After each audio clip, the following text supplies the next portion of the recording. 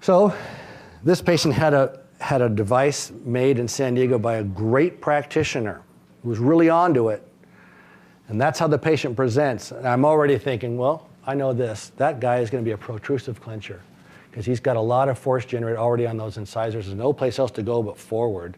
I'll bet you that's what that guy does. So this device was made for him, and that little extension was made so he couldn't retrude. He thought there must be an airway problem going on. And the patient would bite on that platform. They bite right here into this platform. So I asked the patient, okay, make your chin go as far forward as you can. So that's what he could do. I put that device back in. He went right out in front of it, way out there. The practitioner didn't think he could do it, didn't even look for it, but I have to assume the weirdest things that you could possibly do. So there's a pencil line right there. That's to show me where my new acrylic starts from. So I put a pencil line on the original device. I can add clear, see where I was. So I'm now making this little platform out here. And so now when he protrudes, he still has his incisal contact. That seems like a lot of vertical opening to me. And I would have been willing to hack into this thing completely, but it was somebody else's device that kind of gave me the creeps. You do not want to mess with other people's real estate like that. I'll add to it. I put the pencil line there so I know where I can take it off. If he protruded and squeezed, I went, that hurts. I said, look, right now I need to considerably shave this thing down and ramp this kind of thing up, but I don't want to do that. Fortunately, I didn't have that problem. That is from 1989. That is a Boyd discluder. So in San Diego, I was making that for me and lots and lots of patients. So when I was third year dental school, my roommate and I drove down to San Diego from Los Angeles. We went to USC to watch a Terry Tanaka lecture. And the thing I remembered, and it hit me, I was 3 years into practice when I remember him saying, when the patient is in acute muscular distress and you've got a full coverage splint, put an anterior midline point stop on your splint. Now, Dr. Tanaka is affiliated for USC, so it's a maxillary splint. An anterior midline point stop on the maxillary splint. Get your patient out of pain. And a few days later, take the bump off.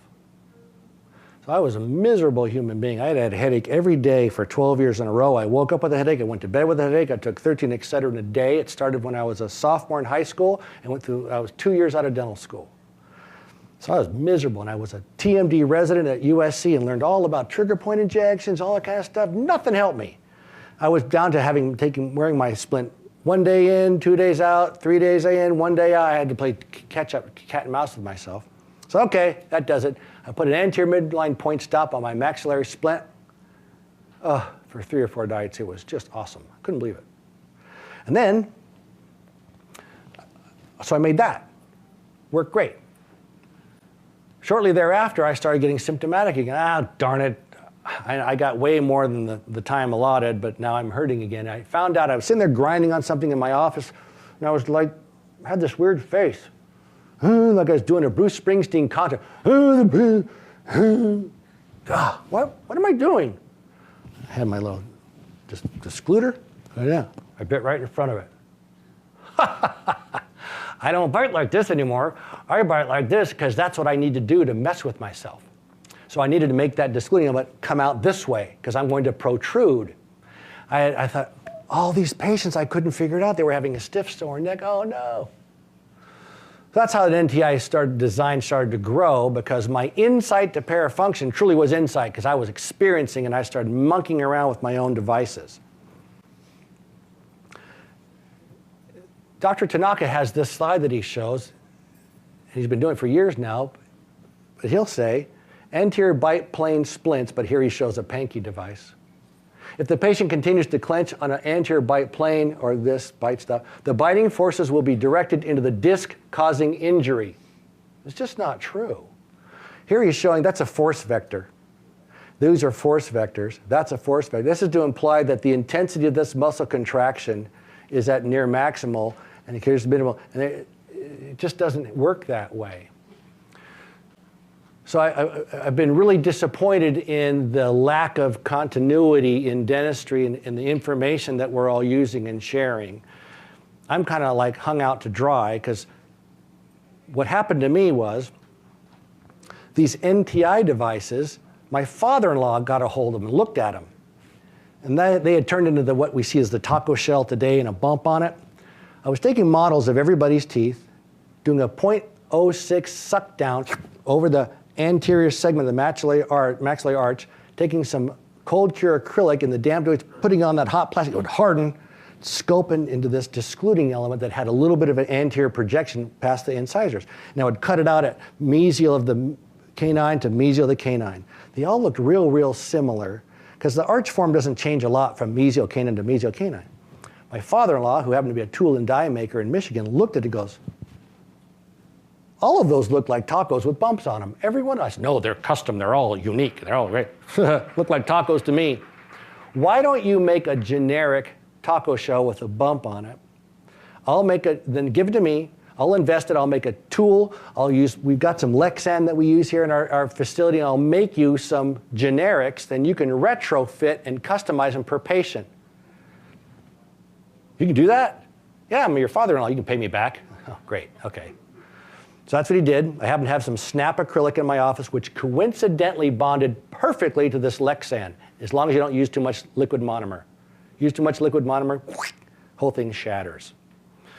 Anyway, it did the same thing. I got the same results. It was great. I didn't have to do any suck downs and models, stuff like that. A patient of mine was the secretary of the president of Kulzer Dental Supply at the time. She did great on the device. Kulzer licensed the patents and starts selling these devices to dentists. I now became a manufacturer. The FDA regulates medical devices. Manufacturers are cleared for marketing claims. No, everybody here can say, I cure migraine. You can put it in an ad. The FDA doesn't care. When you make customized, they don't care. You're not selling a manufactured product from a manufacturer. I'm now a manufacturer, and the FDA says you can't say it does these things unless you show us the data that it does. And so we are going to regulate you, and if anyone complains, we need to hear about it. So here I am now, when there's a complaint about an NTI, it's a manufactured thing. FDA cleared. It's not like anyone can just make some and call it something. So here's what's really crazy. So he's not looking for, well, what if this patient moves excursively and the canine gets here on the deprogrammer? Could a patient move forward, protrude? Doesn't consider that, but what's really strange is it's just a matter of time before the legal profession finds out about this, and then we're in big trouble. So now I'm committing a crime by doing this kind of thing. It's been a long time now, maybe 15 years, and so here's a study that we did because I'm concerned about those kind of claims that are out there. This was presented in France several years ago now. Of 90,000 NTI devices provided and observed, 1.6% there was a claimed undesired clinical change in the occluding scheme. Doesn't sound like very much. How many flat plane, cuspid rise, custom-made splints were made in the last month in the United States? 100,000, a couple 100,000? Maybe 1 or 2% they had problems. What manufacturer is responsible? Nobody. These are all individually made. There isn't any requirement for any logging of any complaint. But 1.6% of 90,000 devices, there's 1,400 complaints. So now, where do these people go to? They go to the TMJ specialist. Something weird happened, and oh, these things are awful. No one cares about the other 98% of successes, because this is a manufactured product by a company with FDA clearance, and so there's a little bit of weirdness about this because it's now public as opposed to the splints that we all make and no one ever hears about.